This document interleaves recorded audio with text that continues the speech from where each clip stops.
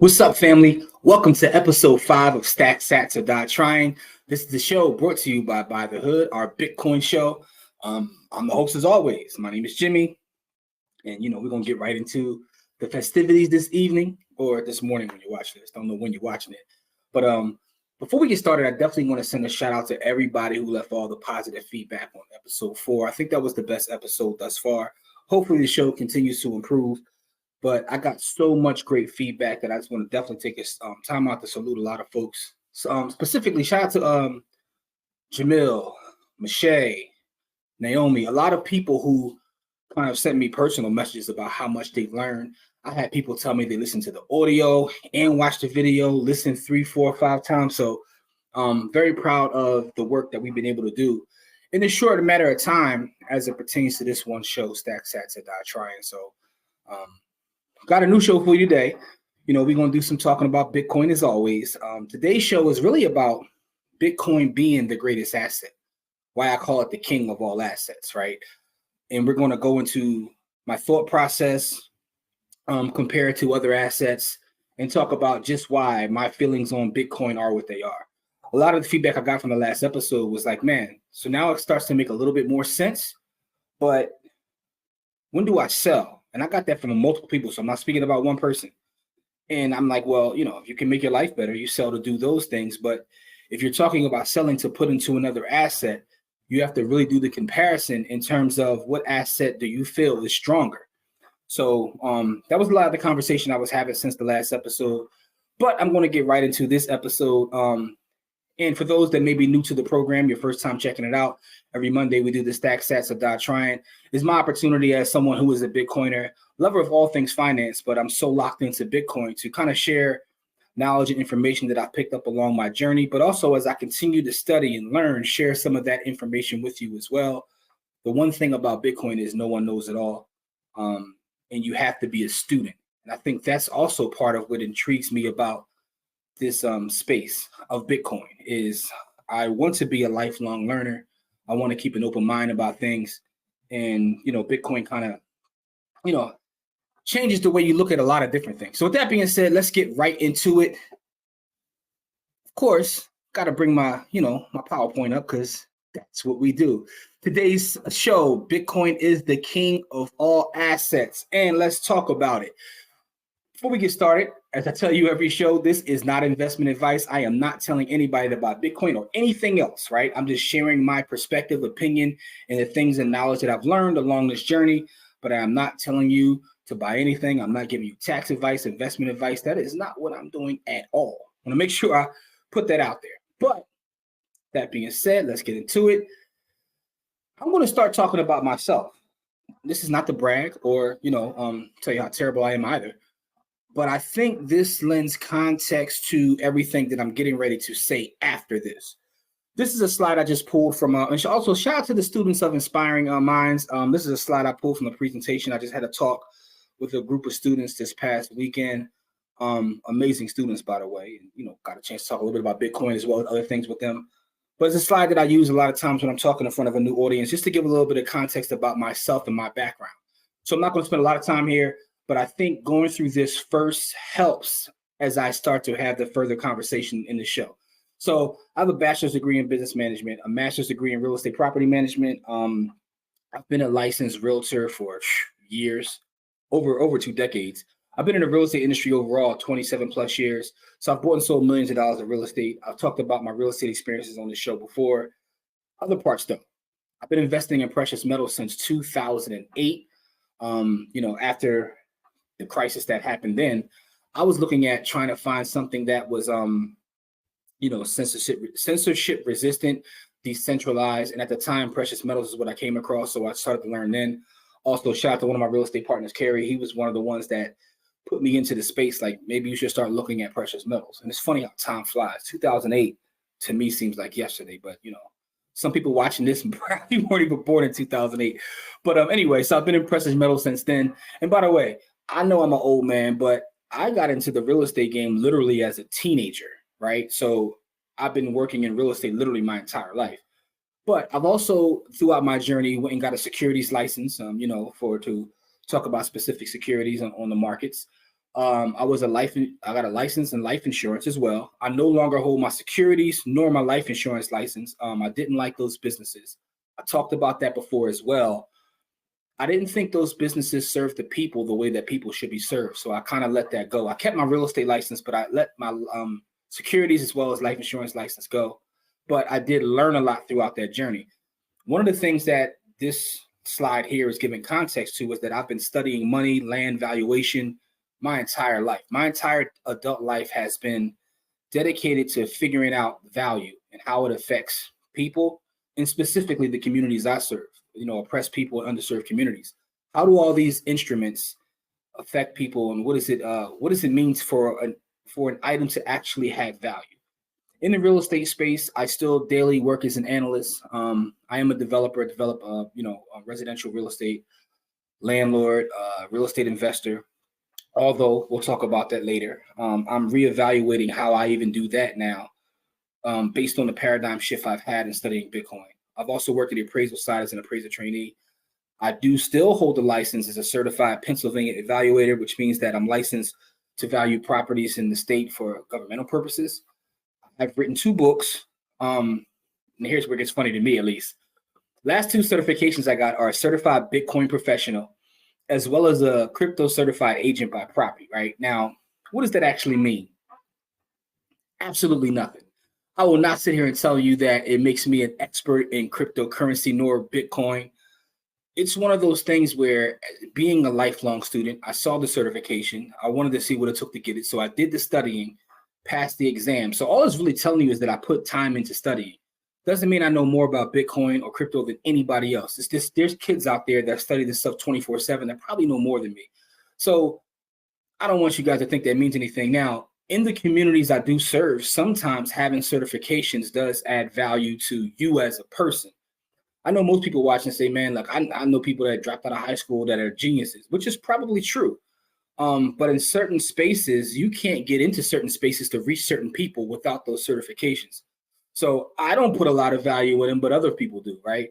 And as a matter of fact, the most recent book that I published with my brother Corey Camp is called Own Your Time and Space. And we talk about that within the book. So if you haven't read our book yet, please go do so. And I am the founder of buythehood.com. Now in partnership with my brother Corey, but that's the community organization where we go around and, we serve communities. I think giving you that little bit of background about myself will make sense as I get it further into this presentation. So I'm going to jump into it. These are some of my brands.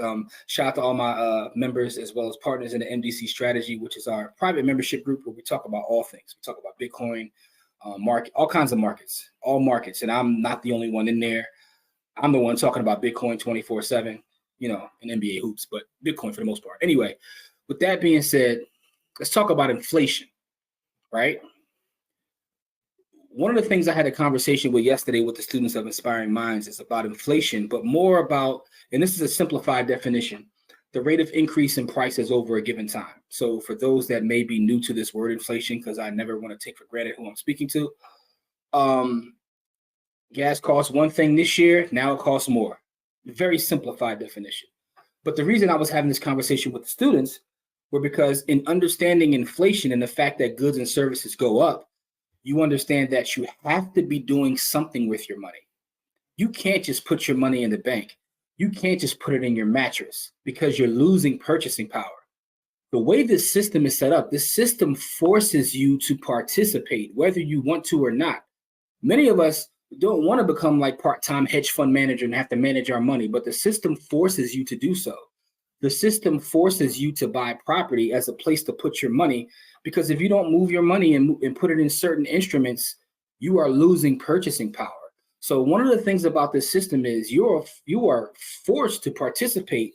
And if you don't participate, you get left behind and you're not able to really take care of yourself. So a lot of times people come and talk about money and assets, and they talk about it as a way to buy things, as a way to get the jets or to get the cars or to live a specific lifestyle. Our approach at Buy the Hood is different. We're talking about the ability to respond to things, right?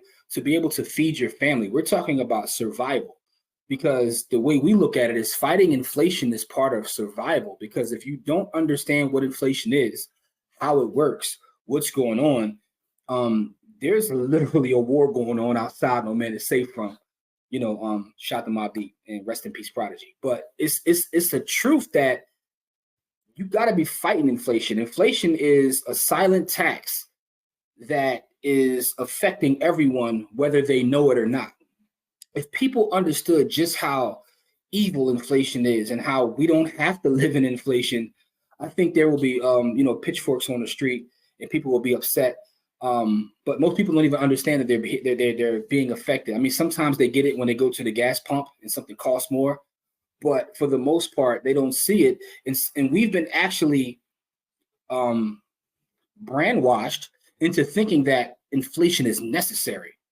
That's the other part. A lot of us think inflation is necessary. And it's interesting to see people wake up to the idea of inflation when they finally understand how it actually works. So it's important to understand this part too, because a lot of the instruments we're going to talk about in comparison to, say, Bitcoin are instruments that people use to fight inflation, whether they should or not, but they still use it to fight inflation. So here's what's interesting, right? $75,000 in 2010 is worth $106,000 and $106,079.52, right? To give you to the exact penny, $106,079.52. Why am I looking at 75,000 in 2010 and figuring out what this is worth? It was based upon a conversation I literally had last night with someone who referenced the study. There was a study done by two gentlemen. I believe they won a Nobel Prize, but they did a study all the way in 2010. And the conclusion was the happy point for someone is someone earning 75,000. Once you get to 75,000, making more than 75,000 doesn't really add to happiness as much. Below 75 is a little, gets dicey there, but $75,000 is that sweet spot.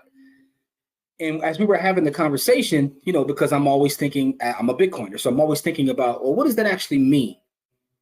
And I went and did the research. I said, well, you can't really even cite that anymore because 75,000 in 2010 isn't 75,000 in 2024. They were still trying to cite it as of a number today that we should all aspire to.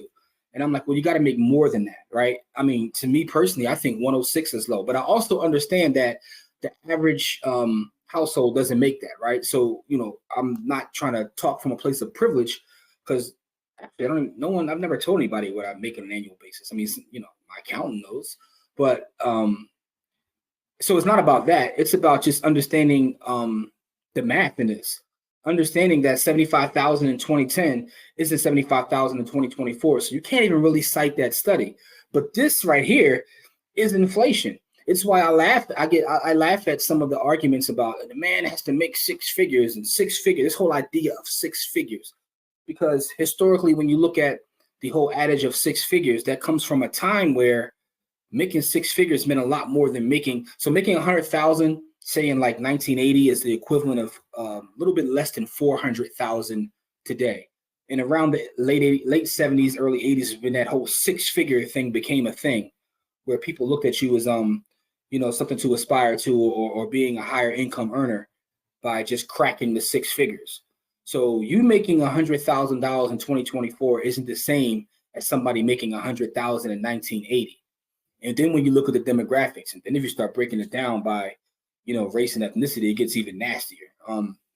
So just understand how inflation works and why it's important to fight inflation, because you don't have the same purchasing power making $75,000 in 2024 as when that study was released in 2010. So we have to fight inflation. That's where all this is leading to. But let's move on, right? Let's talk about Bitcoin being the king of all assets, and give you the understanding that I have and how I came to this conclusion, right? I came to this conclusion as someone, as I previously showed you, my experience in economics and finance. I've studied money my whole life, and I've come to this conclusion. I know a lot of people will disagree with me. A lot of my peers in real estate have already told me to my face to disagree with me, but it's okay because they've been disagreeing with me for about 8 years now. But so I'm used to that. And it's not about proving anyone right or wrong. It's about understanding that we all have to fight it one way or another. This is how I choose to fight it. So with that being said, let's look at Bitcoin. And let's talk about Bitcoin versus real estate. What's interesting is this. One of the reasons that I fell in love with Bitcoin is my study of real estate. And I've pretty much mentioned that every episode of this podcast. But I think it's the king of all assets because it includes attributes from every asset that I've studied. The thing about real estate is property, right? So, not to get too specific, but you have property, real estate, then you have real property. Real property includes the physical structure, the land beneath it, and the bundle of rights that come with owning real property. And those bundle of rights are the rights that are given to you by the government. But in thinking about that, right? So that's what it will tell you in the textbook. But then when you start to really, really think about things, you say the rights given to me by the government. So do I actually own it if I need the rights to be given to me by the government, right? So if I strip away those governmental rights, how valuable is my property? And people say, well, it doesn't work that way. You get the governmental rights when you buy. Yes, but things such as eminent domain are real. Zoning laws are real. So do I really own a piece of land if I buy the land and I want to build a condo building, but it doesn't fit within zoning? So who controls what I'm able to do with the land I purchase? Just a thought. I'm not, but I've been thinking about this and I constantly think about this because property is property. But if I don't have full control of the property, what does that mean in ownership? And you start to think like, well, technically speaking, I'm really just leasing this property. So what does it mean when someone leases from me? They're leasing from me, and it sounds like I'm leasing from the government. Just trying to change our way of thinking. One of the reasons why it's difficult for people to accept Bitcoin for what it is because we've bought into one way of thinking, right? Which is why I often mention the book by Mark Lindstrom called Brandwash, because we have bought in hook, line, and sinker to thinking that things can only work one way, and to thinking that the system is set up for us to win. It's in the thinking that, value can only be created by the government. It's the reason we believe in fiat currencies. And when you think about it, it's the reason we believe in real estate. That value is being created by the government. And we give government the only power to create value. It's difficult to change someone's way of thinking. And I understand that. I truly do understand that. And I understand that we all have experiences that lead us to believing what we believe. Let me give you a quick example from my life. One time I was chosen to be on a jury right here in Philadelphia. And I'm not about to get into the case because that's irrelevant to the story. But I was actually chosen to be on a jury. And, the government presented their case, the defense attorney presented their case. So we're back in the jury room and we're deliberating. And we're talking about the merits of the government's case. Did they prove beyond all reasonable doubt that this man did whatever they said he did? And, I didn't believe they did, for the people. It is what it is. You got to, reasonable doubt. It is what it is. And in having this conversation, there was a young white lady who was also on the jury. And she said to me, well, if he didn't do the crime, they wouldn't have arrested him. And it occurred to me in that moment, and me and her started having a conversation that, we come from two different places, right? Where I come from, right, wrong, or indifferent, we don't trust the police. It just is what it is. I'm not saying it's the right thing. That's what it is. I mean, there's historical reasons for that. And for her, she came from a place where the cop says it's rule, it's law, and it's not wrong. And as I'm explaining to her why she's wrong in her thinking, she's fighting me. And then eventually, as someone else starts to talk to her, she starts to open up her mind. But I tell that story to say that it's difficult for people to change their way of thinking, right? A lot of people practice what I like to call the Slim Charles theory, right? Slim Charles theory is this, and for those who don't watch The Wire, you have no idea what I'm talking about. But on The Wire, there's a character named Slim Charles, and he's talking to Avon Barksdale, for those that watch The Wire, and he says that, even if it's a lie, we got to fight on that lie. And I recognize a lot of people, even when you show them something different, they're going to practice the Slim Charles theory and fight on a lie. So it's difficult to change someone's framework and way of thinking. And when you get deep into the rabbit hole of studying Bitcoin and studying economics, you start to realize how much we've been lied to, for one, and how things just aren't what they seem in terms of the system. I'm also going to say this too, for the record. It's not even that I fully believe in the system that we operate in, right? Because I get into a lot of debates about this too. oh, you're so pro-capitalism and all that, that, and the third. My response usually is, it's the system that we have. I think it should be critiqued. It should be challenged. I don't think it's perfect, but it's what we have. And I look at my place as being someone to try to help people that look like me navigate through the system. So, forgive my neighbor's dog for barking. I still am in the city. All right. So Bitcoin and real estate. We talk about property. Bitcoin is digital property. I often make the comparison, and I say that Bitcoin is digital real estate, right? You own that piece of real estate within the network, right? So there's Big B, and I went through this in the previous episodes. Big B, the network, little B, the currency, but it's digital real estate. It's property rights. And when you start to see it as property rights, you realize that it's property rights that are also censorship resistant. There are no zoning laws, right? There are certain laws that are hard coded into the actual, to the protocol, but those. Like, it's only going to be 21 million. And this is important because even me being a person that's developed property, I still currently own property that's being rented, but even my thoughts about that have changed. And the only reason that I still have rental property, to be completely transparent, is because it's an illiquid asset. So I see myself over the next 5 years or so, even changing the way that I practice real estate, because I don't want to be a rent seeker. Because when you look at what real estate is actually for, real estate can be used to grow food, can be used for shelter. The only reason it's become something that we invest in the way we do is because we need our money to beat inflation.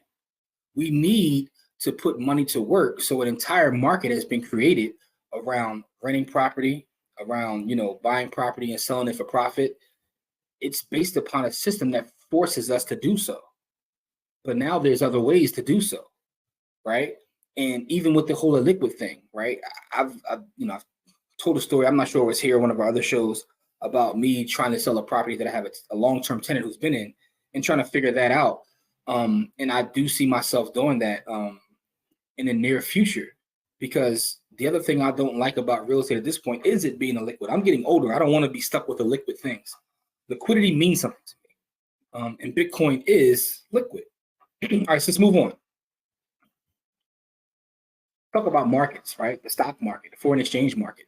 Bitcoin does have attributes to this. Now, stop there for a second, because Bitcoin is not a stock. And I know people be telling me, I want to buy a share of Bitcoin. You don't buy shares of Bitcoin. But some of the attributes of the market that Bitcoin has is it does have a market that operates 24/7, 365. As I record this, Bitcoin is trading for, let's see, $69,385.95 on the market. That's every individual Bitcoin. So it does have that market. It's probably more akin to the foreign exchange, considering its hours of operation, meaning it's always open. But it does, and what that does is it offers a level of liquidity that real estate doesn't have, but liquidity that other markets do have. So there is a price per Bitcoin. It operates on a market. Those are the attributes that it pulls outside of the attribute of ownership, just the idea that you can own something. Because when you think about it, Bitcoin is something that you do own and you do control, and it is liquid. So if I just look at the two things that I've shown you thus far, it's property, right? It's liquid like the market, so it has attributes of both of these things. And again, I'm just building into why I look at this as being the king of all assets, because it takes from the other asset classes and creates this one thing that gives it, the power that it has. So let's move on, because I don't want to make this too long of a show, because one of the things I recognize about podcasts, a lot of times, and I'm someone who consumes podcasts every day. I like to have new podcasts hit, but I ain't about them 2 and 3 hour Jones. I mean, unless you're serial. Outside of that, and I'm cool. All right, so precious metals, my beloved precious metals. Precious metals are similar to Bitcoin in a lot of ways, an absolute lot of ways. The idea of scarcity, which we talked about last episode. The idea of being something that's decentralized, right? I could have gold and I could travel all across the world. It being a global asset. That's the other thing. Going back to real estate. Real estate is really localized. I can't pick up my property and then travel to Europe, and then like, it doesn't work that way. With my gold, I technically could. Now, depending upon how much gold I had, it may cost and be cost prohibitive because it's not as movable, say, as something that's digital. But a lot of people look at Bitcoin as being digital gold because of all the attributes that it shares with gold.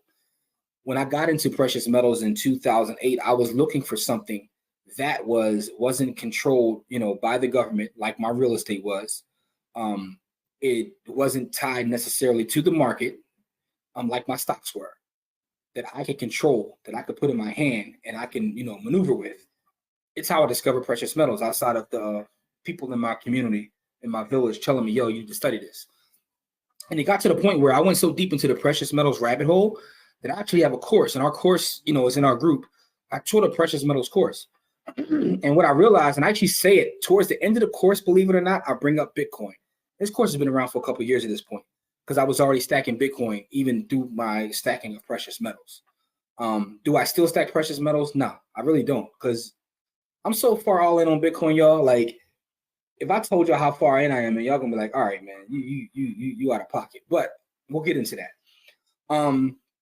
So precious metals have value to me for a lot of reasons. The scarcity aspect of it, but also because it's not tied to anything. When I physically had my gold coins, and I always bought what in our community we call them dips, because it looks like the dipset bird on the American eagle. So I always bought dips, gold or silver. That was my thing.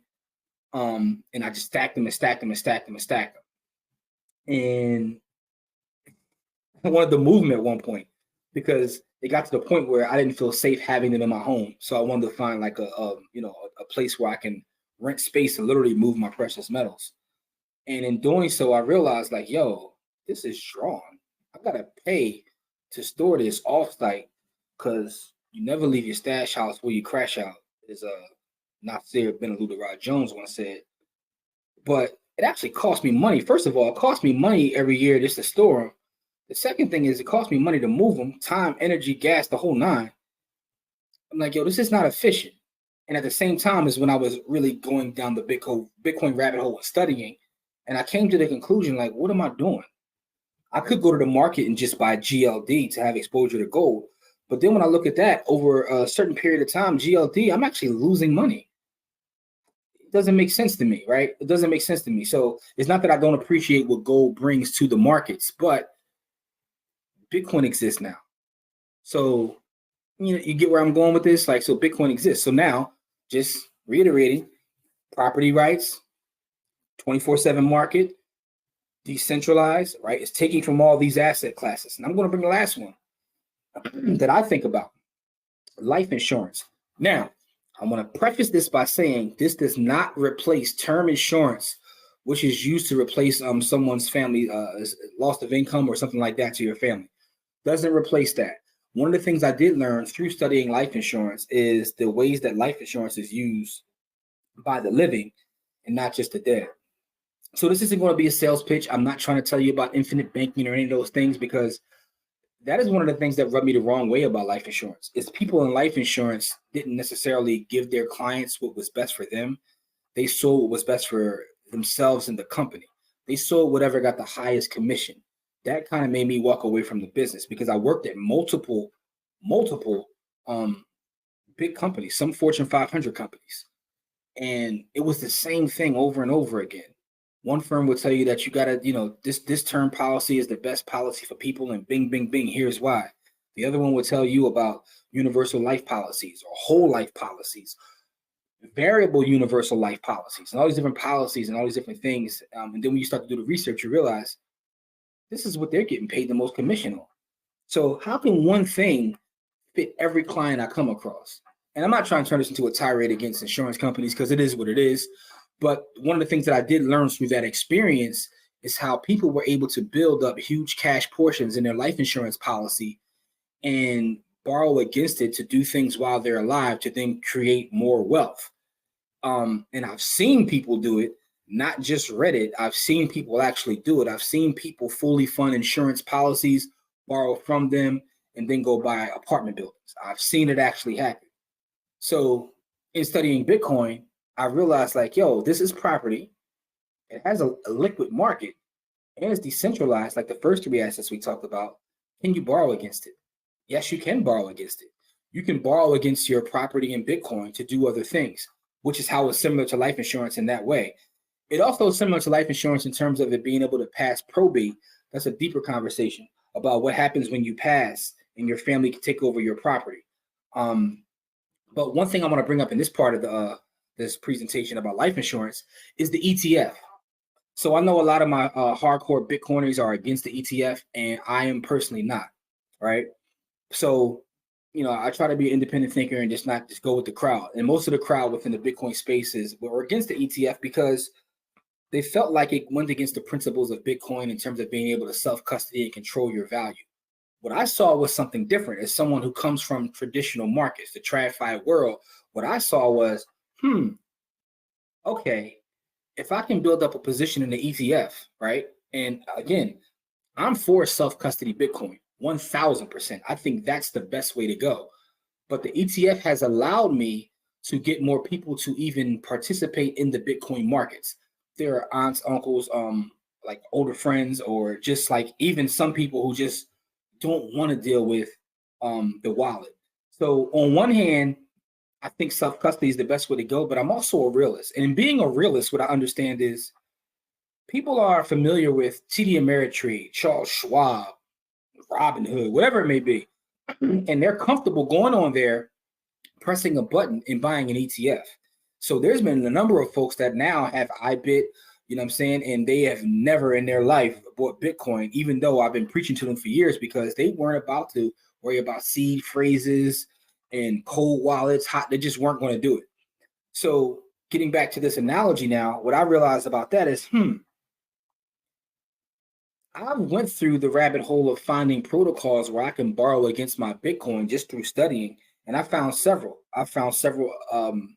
Networks that I would set up on my wallet. It was very, very complicated. And the average person is not going to do so. Like, you're not going to put it in a protocol that allows you to borrow, have them rehypothecate your Bitcoin. It just gets to be too much. Like, you're not going to do all that. And I think as the space grows, you'll have more opportunity in different companies to be able to borrow, and lend out your Bitcoin and things of that nature. But the ETF, I was like, yo, this is easy. I could press a button to get margin on my ETF right now. All right, so maybe I don't want to put my spot Bitcoin at risk because markets fluctuate. I can build up a position in the ETF, which is still tied to, say, Bitcoin, and I can use that as leverage to do other things. Now we're cooking. Now we're like a life insurance policy. Here's the thing. January 11th, 2024, when those ETFs went live, I don't think that most people, including those in Bitcoin, understood the gravity of that. I don't think that people understand the gravity of BlackRock being in a space. Shout out to my brother Jabbar. I'm going to tell you why. Jabbar introduced me to a gentleman who's a certified billionaire, who was an executive at Goldman Sachs. And he introduced me to him a while ago. After January 11th, when BlackRock got in the space, he called me with the guy on the phone, and the guy was asking me about my thoughts about cryptocurrency, Bitcoin specifically, yada, yada, yada. And I kind of give him my spiel about Bitcoin. And I asked him, as someone who, been in the space for a while, had success, why now? In his literal words that I'll share with you is, he said, one word. He said, BlackRock. So what do you mean by that? I was waiting for him to give me this long, drawn out thing about why he's now interested in Bitcoin. His one word was BlackRock. He said, people don't realize the power of BlackRock. He said, outside of all the conspiracies, he said, BlackRock is an extension of the government. He was like, so once BlackRock gets into space, I have to pay attention because now, in his words, there's no chance of it going to zero. BlackRock's involved. That changes everything. And I was real, and having that conversation and just thinking it through. Most people do not understand the gravity of BlackRock being in the space. So to me, it's a net positive. And I also think that over time, as people start to buy the ETFs and they want to know what they have, you can eventually then use that as a funnel to getting them to see the value of then self-custody. So to me, this is overall a net positive, but it also allows you to more like a life insurance to use it as a tool to then create more wealth. So just to kind of recap this part of the presentation, Bitcoin to me is similar to real estate in that it's property, that you don't have to worry about. It's censorship resistant, so you don't have to worry about the government controlling your property the way they do real estate. And shout out to all my real estate fans who will cuss me out about that, but I want you to really take time to think about what I said. You can't do whatever you want to do with your real estate, so how much do you really own it? All right, I digress. It's like the markets in terms of the foreign exchange or stock market, in that it offers liquidity and has a market that operates, and we can see real time what it's worth. You can't even do that with your property per se. In some will say that's a positive and a negative, but depending upon your vantage point, that is a positive. It's similar to precious metals in the sense that it's decentralized, something that you can control.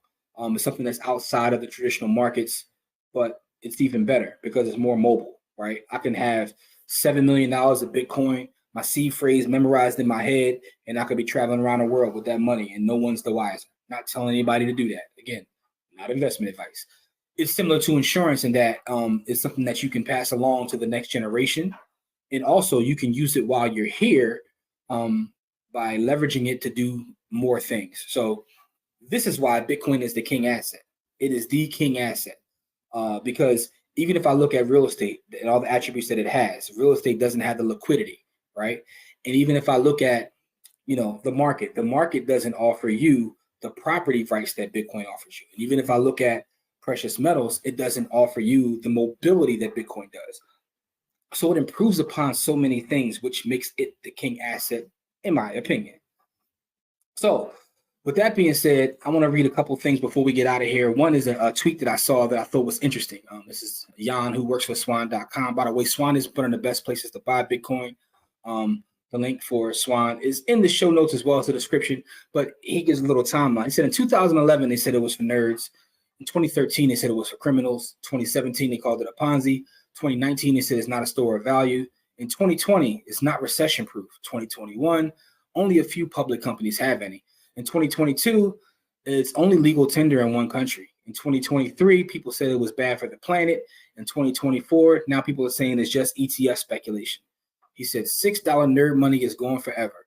$600 criminal money is gone forever. 6K Ponzi money gone forever. 60K speculation money almost gone. It might make sense just to get some. His point being is something that we've said in previous episodes. Bitcoin doesn't care how you think about it. It's going to keep moving forward.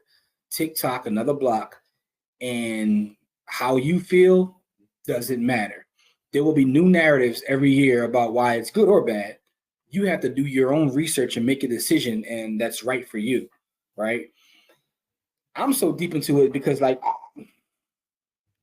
just trying to be careful with my words here. But when it comes to my IRAs and things like that, and I do a backdoor IRA, right? So what I do is this past year, my entire contribution amount all went to IBIT, right? So I still recognize the value in having an IRA, but now I'm able to use that to further go down to Bitcoin, right? So I literally buy Bitcoin every day. So I buy it every day. I'm giving my strategy every day through Strike, once a week through Swan, and I'm stacking through Fold, buying through Fold, also getting rebates through Fold. So I'm stacking Bitcoin in multiple ways, but now I'm able to use the markets, my market accounts, to then contribute as well. So I'm so far in that the only stocks I hold at this point, still got a little bit of the S&P, and I got a couple other ETFs, but every individual company I have, I sold all of my Google, sold all of my Apple. I got rid of all that. Everything's Bitcoin. It is what it is. So anyway, with that being said, here's the reason why I made that decision. USD, which we use every day, right? This is the simple math equation for you. Your money, divided by infinity, because literally they could print as much as they want. What I know about Bitcoin is there will only ever be 21 million. So you can see the value proposition just by looking at this one slide. This one slide is all I really need to make my decision. And at this point, with who's in it now, there's no chance of it going to zero. And when you really get as deep as I am in the Bitcoin rabbit hole, it's going to sound absolutely insane what I'm getting ready to say. The price of Bitcoin itself doesn't matter because one Bitcoin is one Bitcoin. I'm looking at things through the lens of sats. How many sats does this cost me? decisions I make every day, whether I'm going here or there, how many sats will it cost me? So, I know that sounds insane to a lot of folks, but I believe long term that, if what I believe to be true is true, that this thesis plays out and we'll be having this conversation and the conversation will look a lot different. And this whole stack sats or die trying, this specific podcast is my way to kind of document this journey. I've been started the journey, but I wanted to document this. I actually been working on a stack sats or die trying book for a long time, but I like the podcast and webcast format more because it's just easier for me to reflect back and watch and see my thoughts and then see how my thoughts change and grow as I learn more information. So, so that's my presentation today of why Bitcoin is king. Now, the one thing I did want to do also during this specific pod is I want to share one more thing just to kind of, back up my claims that I made thus far during this episode, right? And here's a website for you guys. I'll share this website in the show notes as well as the description. But let me share it right here while we're on, right? It's called Bitcoin versus Stocks. And the actual website is bitcoinversusstocks.com, right? And I'll share this with you. And what this is it's a program that someone built, and it allows you to look at dollar cost averaging into Bitcoin versus other assets. So, and you can go back in time and see. So $250. I've probably put more than $250 into the market every month for the last 5 years. But let's go back to the longest time frame, which is 9 years ago. Because I've been invested in the market a lot longer than 9 years. But let's just say 9 years I go back and I want to look at the S&P 500. And let's say I put in $500 a month, which is probably still low. But let's say I put in $500 a month into the S&P 500 over the past 9 years. If I would have took that same money and put it in Bitcoin, what will I have? And let's calculate. So I would have invested $54,000 over the last 9 years. My S&P holdings would have been $94,407 versus Bitcoin. I would have had 2.376 million. I would have had over 2 million, $2,376,597. That's what the difference would have been if I Bitcoin versus the stock market. All right, so now let's say that you say, well, Jimmy, you should have just bought like the tech stocks and the NASDAQ and not the whole S&P. All right, well, let's do that. Let's see what it looks like. So the NASDAQ would have given me a little bit more. I would have had $109,704 over that same time frame. Again, Bitcoin is almost $2.4 million. That's the difference. Also, I know somebody's thinking now, past results don't indicate future profits, which is all true, but we could do this in the future. Let's look at gold. My beloved gold. If I would have been putting $500 a month, and by the way, when I started stacking gold, I was going crazy. I probably put more than $500 a month. But let's say over the last 9 years, $500 a month. And by the way, when I started stacking gold was 2008. We're in 2024, 16 years. So I could have been doing this, but I wasn't because I didn't start buying Bitcoin until about 8 years ago, 2016. So anyway, same 54,000 invested. If I'd have did it in gold, I would have had $80,000, which is less than the S&P and the NASDAQ, by the way. But same 2.4 million in Bitcoin. All right, what else we got up here? We got silver. 2.4 million versus 71. You get the point that I'm making by going through this website. And again, you can play around with this website. They got individual stocks up here. People say, what about Apple? Let's go to one company. Let's go with Apple. Let's see what Apple does. Apple does better than the NASDAQ by itself. Apple gives you about 181,000. Still not 2.4 million. You know what I mean? Like, let's see what else we got up here. Amazon's been running crazy. Amazon, 148,000 versus 2.4 million in Bitcoin. So this is what the past results have been. And you can, let's look at Warren Buffett, BRKB. How did he do against Bitcoin over the last 9 years? 106,000. So you would have almost doubled your money, but still ain't 2.4 million though. All right. I could play around with this all day long, so I'm not going to. Well, let's see Nvidia too, because this might be a closer one because everybody knows Nvidia has been going insanity. Now, thing about Nvidia is you crack a mil, you get 1.7 mil. But guess what you don't get? I'm just gonna stop there because there's nothing else I'm able to find that can compare. Bottom line is, this is Bitcoin versus stocks, by the way. Bitcoin versus stocks.com. That's the comparison of the past, how it how it performed in the past versus other assets. And the thing about it is, the idea of it being censorship resistant to me gives it so much more value. And I don't think that people understand that part enough. When you get to studying censorship resistant money, that right there is what gives it value. Anyway, man, so I hope you got something from this episode today. If not, you may have learned a little bit more about me or the way I think. But this has been episode 5 of Stack Sats or Die Trying. Please leave me some feedback. Let me know what you think about what I said. Do you guys think I'm purely insane? What do you think about the comparison of Bitcoin and other assets? Do you see any ways that it's akin to maybe some other assets that I didn't mention? I mentioned the ones that I studied, the ones that I was intimately familiar with, the ones that I've invested in myself, right? I still do have insurance policies, right? I still have cash. I have insurance policies. I still do own a little bit of stock. I own the S&P, as well as some real estate stocks, and I still own physical property. So it's not that I don't own those things, but I'm just not continuously contributing to them. And I probably will eventually minimize some of those stacks to put further into Bitcoin, because I do think Bitcoin is the king asset. It's the superior asset, and I believe this thesis will play out long term. But if it doesn't, guess what? You're good to see me come on here, because I'm not going anywhere, because I'm going to continue to talk about this because I think it's that important. So please just give me some feedback. Let me know what you think. Please subscribe, share our channel, do all the YouTubey and stuff. But I appreciate you guys for the feedback thus far. This has been episode 5 of Stack Sats or Die Trying. Much love to all you out there. And listen, remember, stack sats or die trying. Peace.